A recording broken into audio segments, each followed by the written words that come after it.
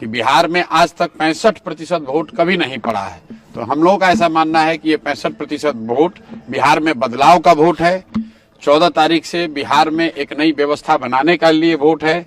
ये वोट इस बात के लिए है कि बिहार में भी अब बच्चों के लिए पढ़ाई और रोजगार हो, बिहार के बच्चों को भी आगे पलायन न करना पड़े, 10-12 हजार के रोजी रोजगार के लिए घर परिवार बिहार गांव छोड़कर बाहर नहीं जाना पड़े, बिहार में भ्रष्टाचार खत्म हो। और इसीलिए लोग इतनी बड़ी संख्या में आकर वोट दिए हैं।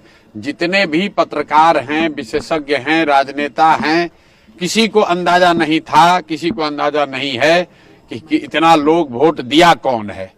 और जो लोग ये दावा कर रहे हैं कि वोट किसको पड़ा है, उसको जब ये ही नहीं पता है कि वोट पड़ा कितना है, उस दिन 3 बजे तक 4 बजे तक जब तक इलेक्शन कमीशन ने डेटा नहीं जारी किया है, चुनाव के प्रतिशत के आंकड़े जारी नहीं किए, तब तक लोगों को ये भी नहीं पता था कि वोट कितना पड़ रहा है।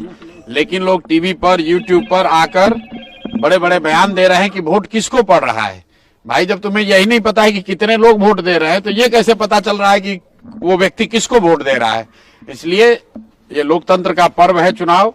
14 तारीख को परिणाम आने दीजिए, आपको दिखेगा बिहार में देश का राजनीतिक इतिहास लिखा जाता हुआ दिखेगा।